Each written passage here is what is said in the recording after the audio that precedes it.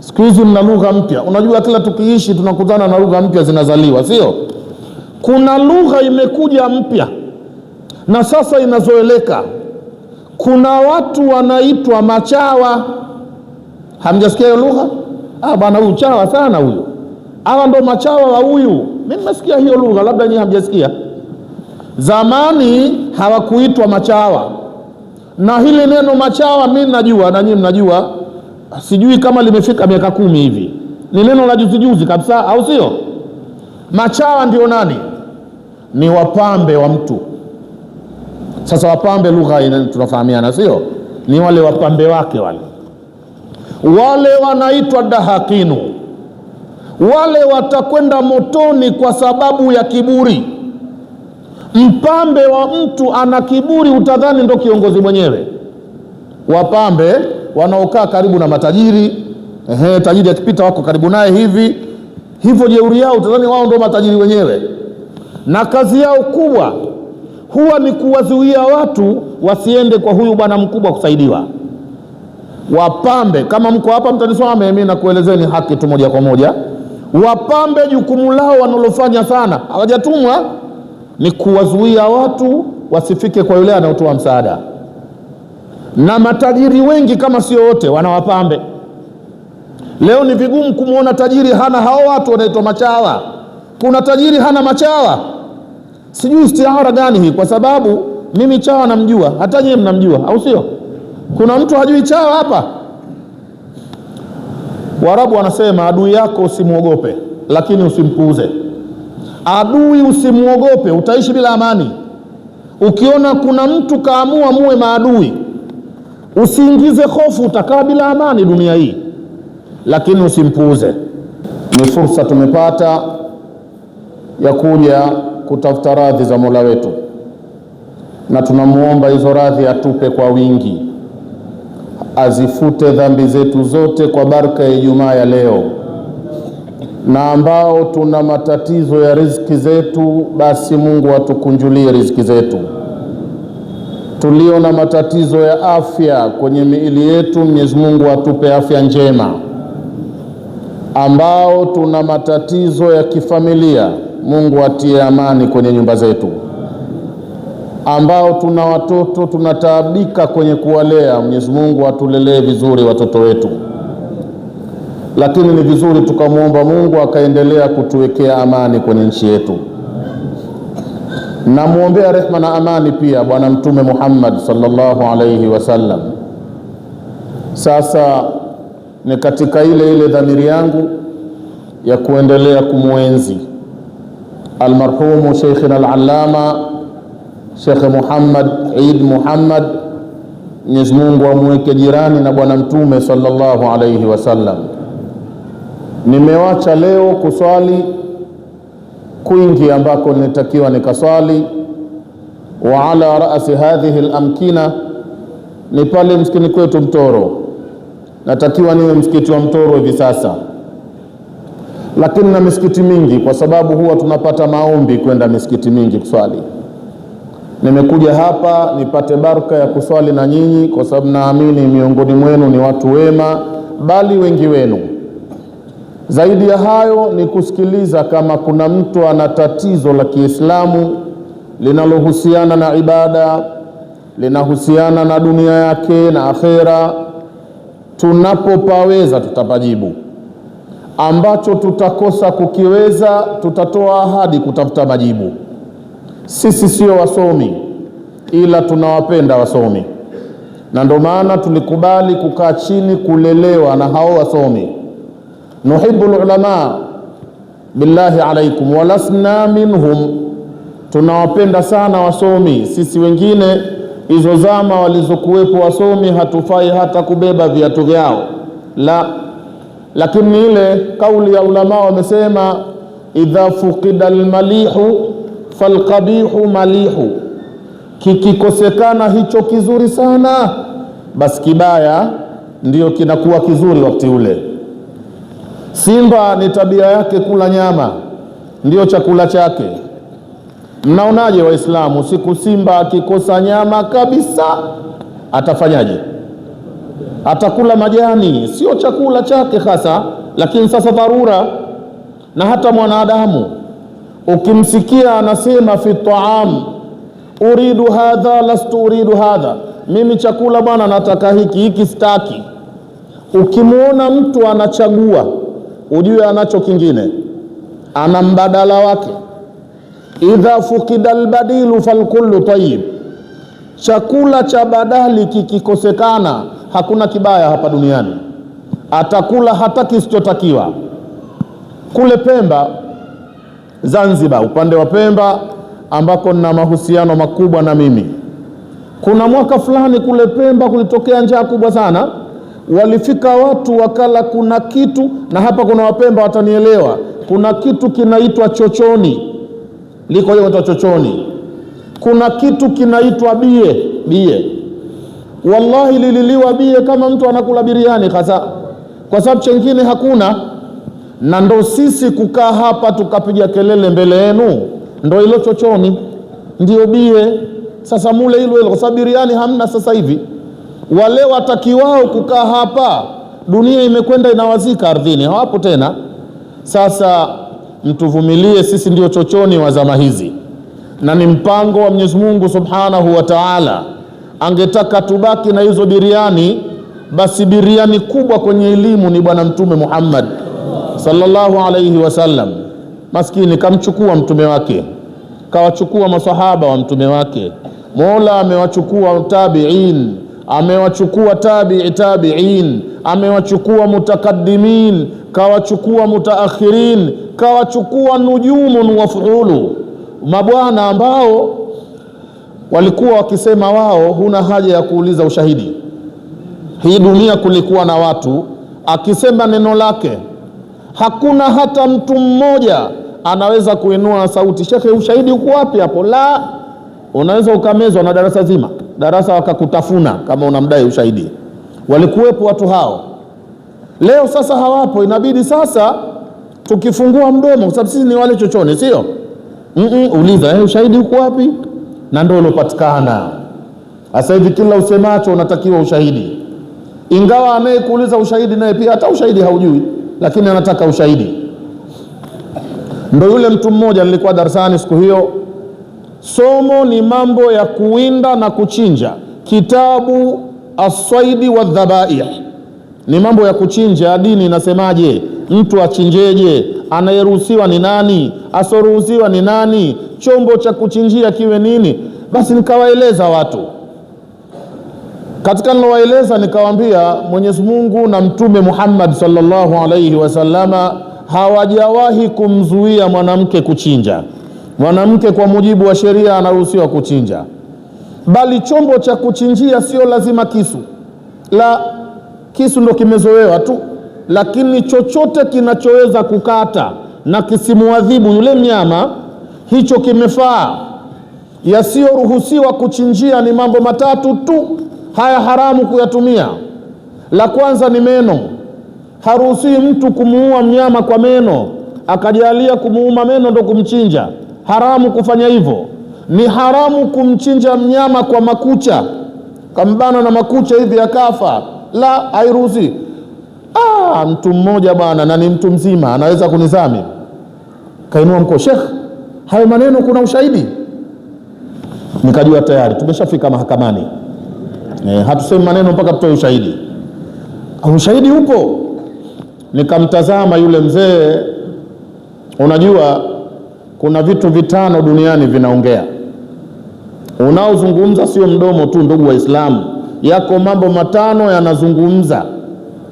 Sitaki kuyataja kwa sababu nataka niwapeni nafasi. Miongoni mwa yanayozungumza ni hali ya mtu. Hali ulionayo inasema, wakipatikana werevu wakakuangalia watajua unachozungumza, lakini ni werevu, sio yoyote. Kumjua mtu kwa hali yake sio yoyote, ni watu maalumu. Lakini kwa kuwasaidieni, akikuijia mtu akakwambia, bwana nimekuja tafadhali kwa hisani yako, mimi nina dhiki ya nguo, sina nguo kabisa, na karibia ukashifika. Huyu mtu amekuomba saidie nguo bwana, na wewe utamuelewa, au sivyo? Utamuelewa. na kama Muislamu na unacho itabidi umsaidie. Mola ametutaka sisi watu tusaidiane, wataawanu ala albirri wattaqwa, ni amri ya Mola kusaidiana.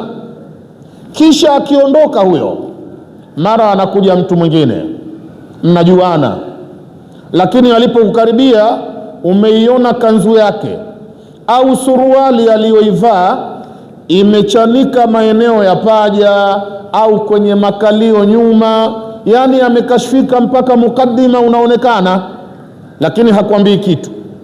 Kama mwerevu hujajua tu kama anakuomba huyu. Na huyu na yule wa kwanza, nani kakuomba fasaha zaidi? Huyu wa pili kaeleweka vizuri kuliko yule wa kwanza. Mnanielewa ninavyosema? Yakulu ulamauna alajilla, lisanul hali afsahu min lisanil makali, hali ya mtu inaongea fasaha zaidi kuliko kinywa chake. Anaweza kukwambia mtu, bwana, mchana huu mimi nina njaa inanishika, ukamuelewa. Lakini mwingine ukakaa naye mchana kama huu, ukamuona anaanza sinema kama hii, hujaelewa tu sana hii ni hayo, utamuelewa yule mtu. Hali ya mtu inaongea fasaha zaidi kuliko maneno yake. Hasa ule mzee alondai ushahidi, nikamtazama hali yake nikaijua, inanambia hajui chochote nitakachomwambia, yani anandai ushahidi huku hajui kitu. Nikamshukuru Mola, nikamwambia naam baba, ushahidi ninao. Ushahidi wa kwamba mwanamke anaruhusiwa kuchinja na kwamba kila kinachoweza kukata kinaruhusiwa kuchinjia, liwe shoka, liwe panga, iwe chochote. Hata kama unachinja njiwe, una njiwa na una wembe mkali, chinja tu, si lazima kisu. Baba, ushahidi ninao. Akanambia nipe shekhi. Bado ananidai tu na ninajua haujui ushahidi wenyewe. Nikamwambia ushahidi ninao. Ushahidi wangu unasema hivi: warfa biwawi wansibanna bil alif wajururu biya imamin al asma'i asif min dhaka dhu in suhbatan abana walfamu haythu almimu minhu bana abun akhun hamun kadhaka wahnu wanaksu fi hadha alakhiri ahsanu. Namona atikisa kichwa yule mzee, atikisa kichwa, anaambia shekhe, tunataka mashekhe kama nyinyi mnaongea kwa ushahidi. Nikaambia sisi tunapenda muendelee kuwepo wajinga kama nyinyi mnaotaka ushahidi msioujua. Zama za wenyewe wakubwa wetu husubutu kuuza ushahidi, huthubutu kufungua mdomo. Sasa tuombeane Mungu, inshallah tuombeane Mwenyezi Mungu ili zama hizi ambazo elimu si kubwa, elimu inapotea, tukipate angalau cha kutunufaisha kwa Mola wetu, tupate namna nzuri ambayo Mola wetu ataridhika. Lakini wenyewe hao ambao ndio vyakula, Mwenyezi Mungu awatilie nuru kwenye makaburi yao insha Allahu taala, pamoja na Sheikh Muhammad Idi ndio katika hao, Mungu awarehemu huko waliko. Kabla ya kuwapeni spika nyinyi mkauliza, nataka niwaambie watu mambo machache, na kusema kweli jambo moja tu, ili ni muokoe anayehusika na hayo mambo. Bwana Mtume Muhammad sallallahu alayhi wasallam amesema watu 6 wataingia motoni kwa sababu 6. 6 yadkhuluna an-nara bi6. Watu 6 wataingia motoni kwa sababu ya mambo 6. Basi tasema hilo tu ili wewe ujiangalie kama kwenye hawa watu 6 na wewe umo, uanze kujitoa kuanzia muda huu. Mnanielewa? Wa kwanza, al-arabu bil asabiyya. Mtu wa kwanza kwenda motoni kwenye watu 6 hawa ni Waarabu, kwa kujiona wao bora kuliko wengine. Al-arabu bil asabiyya ni tabia ya Waarabu kujiona tamu. Kule Tanga za kujiona tamu, kujisikia. Ile tabia ya Mwarabu kuona mimi bora, huyu mwingine asokuwa Mwarabu si bora. Nahnu shurafau wa haulai adhillau. Waarabu wana huo mtindo wa kujiona wao watukufu sana, wabora sana, na asiyekuwa Mwarabu hana thamani yoyote. Mnanielewa? Mwenye tabia hii ataingia motoni kwa kauli ya Mtume Muhammad sallallahu alaihi wasallam, wal maasumu man asamahu Allah, atakayesalimika ni yule atakayetetewa na Mwenyezi Mungu mwenyewe. Lakini kama Mwarabu anajiona bora kuliko wengine, motoni, anapalia barabara ya kuelekea motoni. Huyu mtu wa kwanza, na nadhani tumeelewana. Namba mbili, al-umarau biljawri, ni watawala kwa dhulma. Watawala wanaowatawala watu watapelekwa motoni kwa sababu ya kuwadhulumu wale wanaowatawala.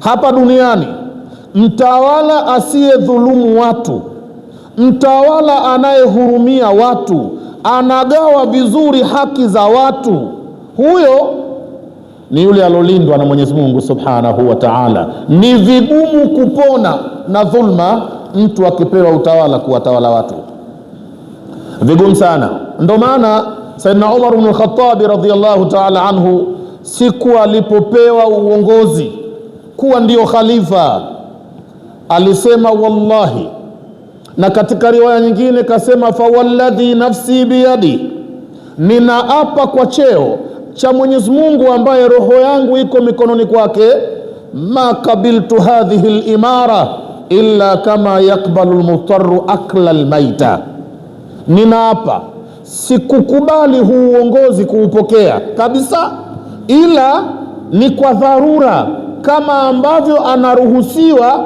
mwenye dhiki ya njaa kula mzoga. Aliye na dhiki ya njaa na karibu njaa imuue, kuna kitu anazuiliwa kula? Kama vyakula vya halali havipo na karibu mtu afe, kuna anachokatazwa kula? Kadiri mnavyojua nyinyi, maana nyinyi wote nakadiria mnajua kusoma nyinyi. Ukishikwa na njaa safarini, nyumbani, vyovyote vile, na chakula huna cha halali chochote huna, na sasa hakuna pa kukitoa, na hali yako sasa inaelekea kugumu, inaelekea kwenye izhaqi ruhi, yani roho itatoka tena. Niambieni mnaofahamu nyinyi, kuna unachokatazwa kula? Ukikuta nje kile kimbuzi chako kimekufa, si unakata mshikaki tu, au sio? Kuchinja sio lazima muda huo. Sura kama hiyo ndio Omar asema nimepokea uongozi kwa sura kama hiyo. Yani kama hapa nakula mzoga kwa kupokea uongozi kama huo. Anakataa kuongoza. Sasa watawala wengi wanaopewa mamlaka, na inabidi tuwaombee Mungu sana, mkimuona mtu amewekwa mbele yenu kuwaongoza, nyinyi mnaweza kumsaidia, na msaada wenu ni kumuombea dua. Birrai tasluhu raiya, ibara mashhura maarufa na nyote mnaweza kuihifadhi. Semeni na mimi hivi, birrai tasluhu raiya, kwa kuwa mzuri na mwema yule kiongozi, ndio watakuwa wazuri na wema wale wanaoongozwa. Wale wanaoongozwa hali yao itakuwa nzuri sana itakapokuwa anayewaongoza ni mtu mzuri. Sasa itakuwaje? Wale wanaoongozwa wamuombee dua kiongozi wao, wamwambie Mwenyezi Mungu mfanye awe mtu mzuri huyu. Akiwa mzuri wamepona, na nielewa hivyo. Mtu wa pili kwenda motoni, al-umarau bil jawri, ni watawala kwa dhulma, kudhulumu raia wao. Mtu wa tatu kwenda zake motoni, ad-dahaqinu bil kibri, ad-dahaqinu bil kibri. Hawa dahaqinu siku hizi mna lugha mpya. Unajua kila tukiishi tunakutana na lugha mpya zinazaliwa, sio? Kuna lugha imekuja mpya na sasa inazoeleka. Kuna watu wanaitwa machawa. Hamjasikia hiyo lugha? Bana huyu chawa sana huyu. Hawa ndo machawa wa huyu. Mimi nimesikia hiyo lugha, labda nyinyi hamjasikia. Zamani hawakuitwa machawa. Na hili neno machawa mimi najua na nyinyi mnajua. Sijui kama limefika miaka 10 hivi. Ni neno la juzi kabisa, au sio? Machawa ndio nani? Ni wapambe wa mtu. Sasa wapambe lugha tunafahamiana, sio? Ni wale wapambe wake wale wanaitwa dahakinu. Wale watakwenda motoni kwa sababu ya kiburi. Mpambe wa mtu ana kiburi, utadhani ndo kiongozi mwenyewe.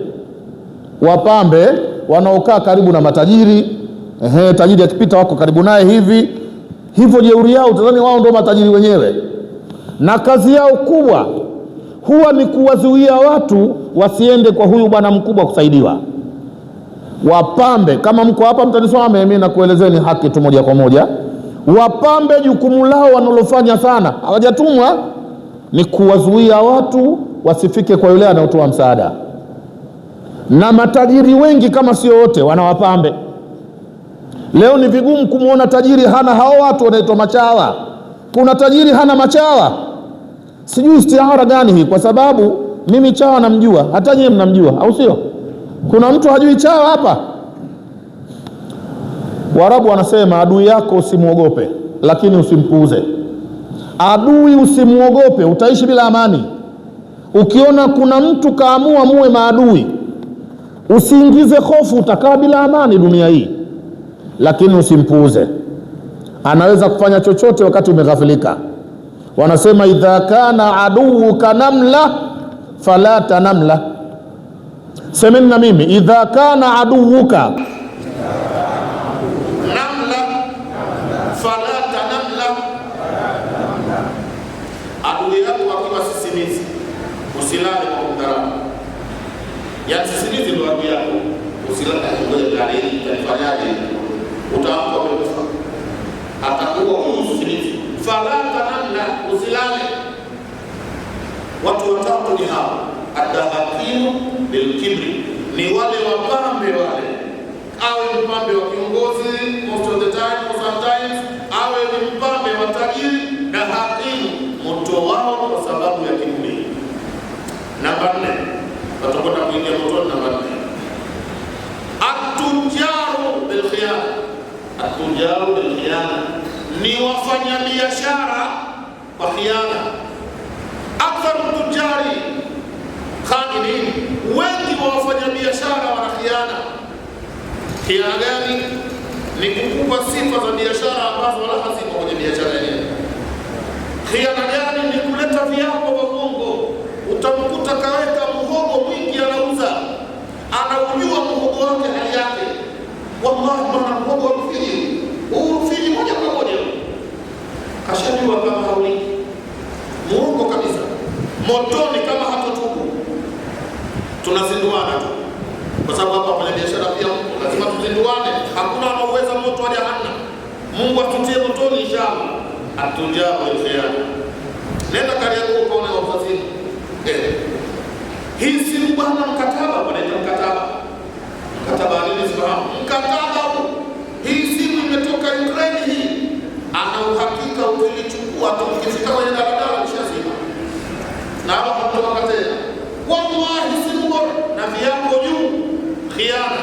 Atujaa khiyana. Huyo ni mtu wa 4. Namba 5, ahlu rasatiki bil jahli, ni wana vijiji kwa ujinga. Watu wengi wa vijijini ambako mimi nimezaliwa, mimi ni kijijini. Mimi nimezaliwa kijijini. Ninajua na wengi wenu mmezaliwa vijijini ingawa hamtaki. Wengi hapa hamtaki kusifiwa kama mmezaliwa wapi? Na mwingine sio hataki, hata kuambia watu kwao hataki. Mwingine kazini hata kwenda pia hataki. Inapita miaka hajenda kwao na wazazi wake wako hai, yani anapaona kule kwao uchama, lugha ya Kipemba wanaona kwao uchama, Kiingereza stigmatization, yani analeta unyanyapaa wa kwao. Mimi najua msione hivi, kuna mtu hakubali kwa gharama yoyote kukupeleka kwao, lakini hapa anapita na gari kafunga na vioo kila kitu, mpaka mzee ndio mkubwa wa watu wote huyo, mwambie nipeleke kwenu, atakutukana kwa sababu kule kwao amepaona hali yake ikoje. Alitakiwa atengeneze kwao. Ya jamaa, tengenezeni kwenu mlikozaliwa. Mara nyingine unaharibikiwa, unakosa baraka ya maisha yako kwa sababu ya kupaacha kwenu. Baraka za mtu zinaanzia kwao, baraka inaanzia kwenu.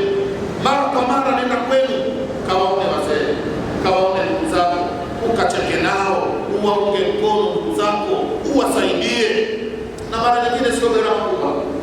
Ukifika nyumbani una pesa yako milioni, milioni 1.5, hata 500, huyu umempa 15,000. Kuna mtu shamba ukimpa 5,000 kama kakutana na Lailatul Qadr khairu min alfi shahr. 5,000. Mimi nimekwenda kwetu na alhamdulillah nakwenda sana, na sio kwenda mimi, nimeshajenga kwetu vizuri. Yaani nikihama Dar es Salaam na hamia kwetu na kwenda ishi pazuri. Pazuri kwa maana ya neno. Kila unachokiona Dar es Salaam unapenda kiwe wote na ufali kwetu inaweza kwetu.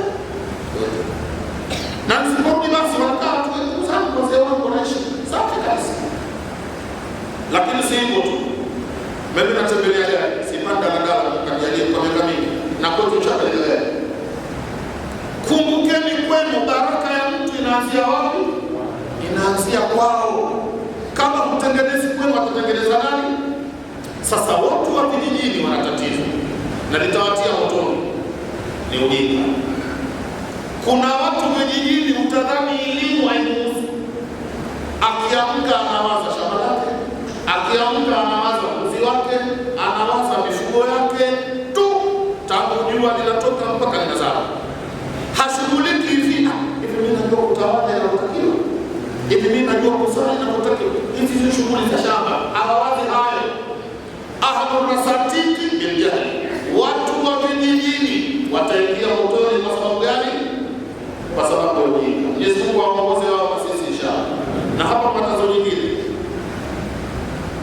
wanachuoni wasomi walobaki hivi sasa, wengi wao kama sio wote vijijini hawaendi kabisa. Sikwambii kwenda kuishi hataki kabisa. Mashehe wote wako mjini tu. Na ukiwauliza jamani, sasa mbona vijijini dini inakufa? Kuna mahala vijijini dini ni kama haipo, inakufa. Na mashehe wote mjini ukiuliza wanasikiliza bwana, kuishi mjini ni sunna. Kukaa mjini ni sunna ya Bwana Mtume Muhammad. Kwa nini? Mtume kazaliwa Makka, mjini kabisa. Mtume ni mtoto wa mjini kabisa, Makka.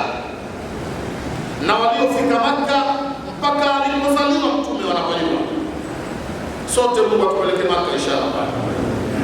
Amehama Makka, Mtume kahamia Madina. Madina ndio mjini zaidi. Mji safi wa Madina. Kwa sababu tunakaa hapa mjini kwa sababu ni nini? Ni sunna. Wewe tusikize mshehe kwamba ni sunna. Kisha umuombee dua. Wako mashehe hapo nyuma wallahi walikuwa wanakwenda vijijini na tumehawa. Wanakwenda vijijini. Anakwenda kukaa chini kama wale wanakijiji. Anakula kile wanachokula wanakijiji. Mpaka maji yale wanakunywa ng'ombe, si ndio wanakijiji wanakichimbo. Kule vijijini kuna mabwawa kwa ajili ya kunywesha wanyama. Na khalibu maji hayawi masafi, lakini wanakijiji ndio maji yao wanakula, alafu hata hawafi wazima. Kuna ulama walikwenda vijijini wakaishi maisha haya. Nimtaje nani? Al-Allama Al-Nihri, Sheikh Hassan bin Amir Shirazi. Amekwenda Kiziju, anakaa na watu chini kabisa, analia majani, lakini anataka watu wapate elimu na amesomesha sana. Mwenyezi Mungu amtie peponi bila hisabu. Amekwenda Kigoma, amekwenda Kongo na Burundi. Uislamu kwa Kongo wapelekwa na Sheikh Hassan bin Amir Shirazi Kongo. Leo hakuna wanafanyaje, wote wako mjini. Hao mashehe sio mimi, sio katika wao, wote wako mjini. Ukiwauliza waambia ni sunna. Sasa hii sunna Sheikh Hassan kujua hakujua kwa ni sunna. La tatizo la watu wa vijijini ni ujinga, ni kuto kushughulika na elimu. Ni watu wananielewa? Mtu wa sita kwenda mtoni na ndoa mwisho. Al-ulama bil hasad, wanachuoni wataingia mtoni kwa hasad. Biashara, bidhaa ambayo shetani kafanikiwa kuwauzia mashehe inaitwa hasad. Mashehe, Mungu awasaidie mashehe wetu, Mungu awaongoze kama wanapotuongoza sisi. Mashehe kwenda kuingia motoni kwa dhambi gani? Bil hasad, wa hasad. Na hasad ni hiyo. Ukiulizwa hasad ni nini, unajua? Tamani zawali ni'matil ghaib,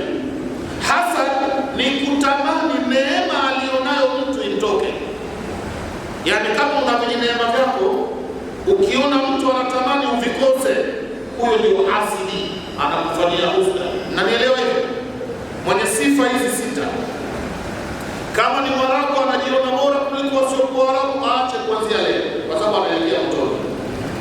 Kama ni mtawala na kazi yake ni kudhulumu raia wake, kudhulumu anaoongoza, aache mara moja.